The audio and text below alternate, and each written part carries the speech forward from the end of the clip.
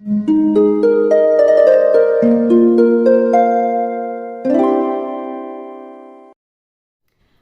वालेकुम, welcome back to my channel. तो आज का टॉपिक है आसान चीज़ें लेकिन बेहतरीन नताइज को क्या है, इस पे बात होगी। लेकिन आगे जाने से पहले प्लीज़ चैनल को सब्सक्राइब कीजिए, क्योंकि इस चैनल पे मैं डेली वीडियोस बनाती हूँ। तो हो सकता है कोई बात आपके काम आ जाए, मुझसे कुछ हेल्प चाहिए हो तो उसके लिए कॉल सेशन बुक कीजिए, उसकी डिटेल भी आपको इसका पे मिल जाएगी।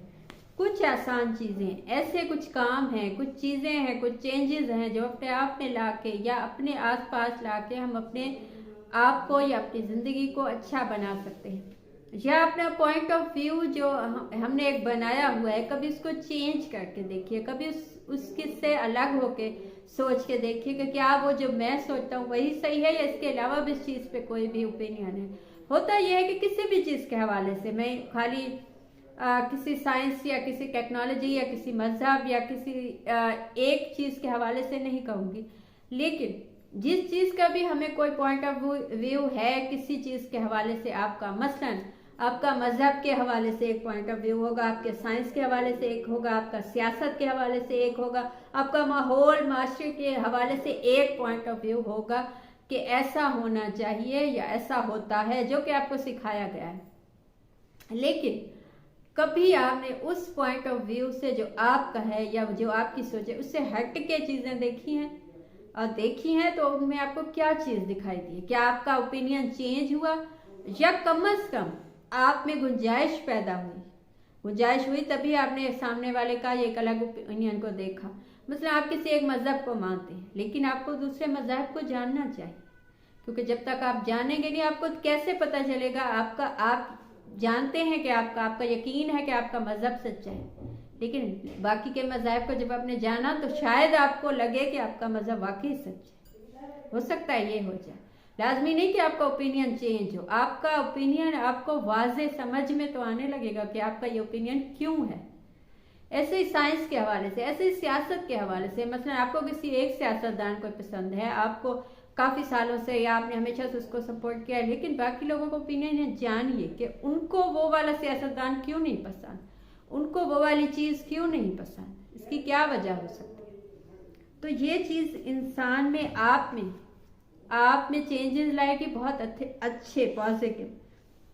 सेकंड चीज़ ये है कि कभी भी किसी को इल्ज़ाम मत दीजिए। जब भी हम अपने किसी नुकसान का लोगों को इल्ज़ाम देते हैं तो हम खुद में चेंजेस नहीं ला पाते।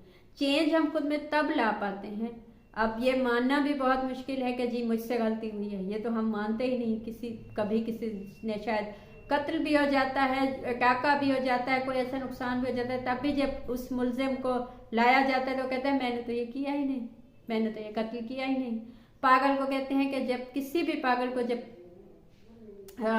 पूछा जाता है पागल तो कहता है नहीं मैं तो पागल नहीं। तो ये चीज़ है कि इंसान अपनी गलतियां या अपनी ऐब जल्दी जल्दी नहीं देखता, लेकिन आपने इस चीज़ से निकल के अपनी गलती, किसी ने आपको नुकसान पहुंचाया, ठीक है, किसी ने आपको धोखा दिया, आपसे चीट किया, लेकिन उस सिचुएशन में आप कहाँ गलत थे ये देखिए कि आपने उस धोखा देने वाले पे यकीन कैसे किया, आपने धोखा खाया कैसे। वो तो आपकी गलती है ना कि आपने किसी से धोखा खाया है, किसी ने आपको नुकसान पहुंचाया, वो आपने पहुंचा दिया उसने नुकसान और आपको पता भी नहीं चला, तो ये तो आपकी गलती है ना। तो इसीलिए अपनी गलतियां देखिए, लोगों पे इल्ज़ाम मत लगाइए कि उसकी वजह से ये नहीं हुआ या उसकी वजह से ये हो गया। वो हुआ होगा उनकी वजह से, लेकिन आप कहाँ गलत थे ये देखिए। सेकंड चीज़, माफ़ करना सीखिए। देखिए हम तब तक उसी सिचुएशन में स्टक होते हैं जब तक हम किसी को माफ़ नहीं कर देते। ये अलग बात है कि कुछ लोग एक ही गलती से नहीं सीखते या एक ही चीज़ से आपने उनको एक दफ़ा माफ़ किया, वो वापस वही आके उन्होंने वही किया, उसके बाद आपने माफ़ किया। अब माफ़ करने का ये मतलब नहीं है कि आप उन्हीं लोगों को ज़िंदगी में शामिल कीजिए, नहीं। माफ़ करने का ये मतलब है लेट गो कीजिए, यानी उस बात को आप कितनी दफ़ा कहेंगे, एक ही बात को कितनी दफ़ा कहेंगे। वो एक डायलॉग भी है ना कि एक ही जोक पे आप कितनी दफ़ा हंस सकते हो, एक ही गम पे आप कितनी दफ़ा आंसू बहाओगे। तो एक ही इंसान की दी हुई धोखे या दी हुई तकलीफ को आप कितनी दफ़ा सोचोगे, आप कितनी दफ़ा अपने आप को अजियत दोगे। माफ़ करने का ये मतलब नहीं है कि आपने माफ़ किया उसे वापस गले लगा लिया। माफ़ करने का ये भी मतलब है कि जाने दे, लेट गो किया, उसे जाने दो, माफ किया, उसको डिस्कस ही नहीं किया उसके उस काम पे, उसको वैल्यू ही नहीं दी उसके उस काम को। यानी जितनी ज्यादा आपने अहमियत दी उतनी ज्यादा आपने तकलीफ उठाई। तो लेट गो कीजिए लोगों को जिन्होंने आपको तकलीफ दी, उनको जाने दीजिए, उनकी तकलीफों पे मत सोचिए, आगे चलिए जिंदगी में। जिंदगी में आगे बहुत कुछ आपको मिलेगा, बहुत कुछ मिला हुआ है, बहुत अच्छे लोग मिलेंगे, बहुत कुछ होगा। तो उन इंसानों को, उन लोगों को बैठ के सोचना, अपने आप को अजियत देना, ये इंसान को सबसे ज्यादा नुकसान पहुंचाता है। ये चीजें आपको कभी जिंदगी में आगे नहीं जाने देगी।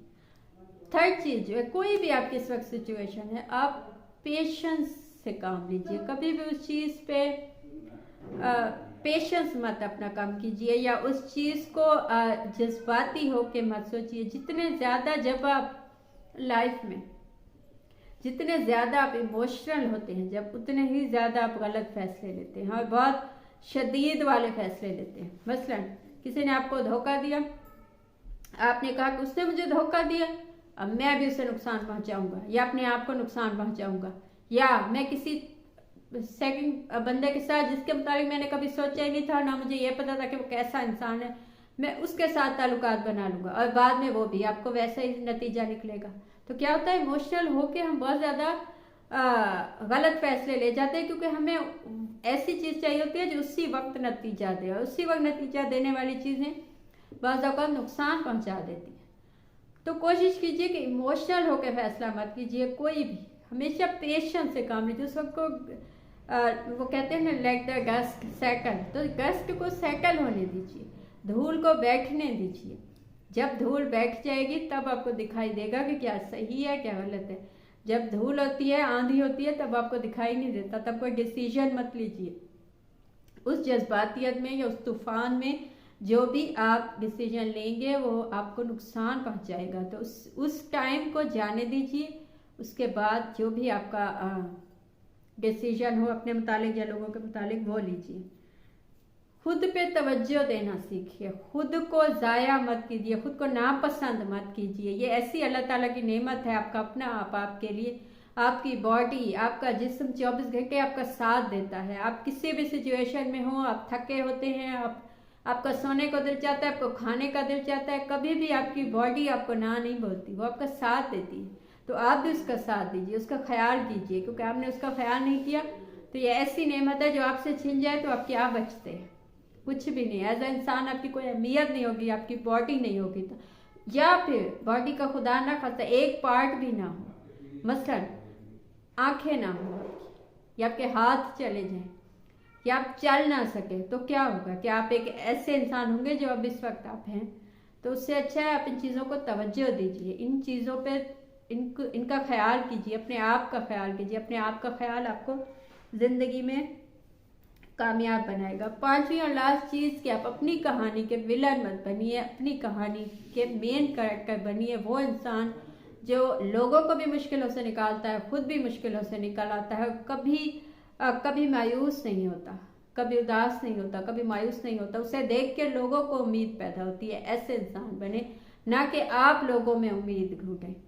तो ये थी आज की बात। आपको कुछ अच्छा लगा हो, मुझसे कुछ पूछना हो या बताना हो तो कमेंट कीजिए, या इंस्टा पे मैसेज कीजिए, कॉल सेशन बुक कीजिए, उसकी डिटेल्स भी आपको इंस्टा पे मिल जाएंगी।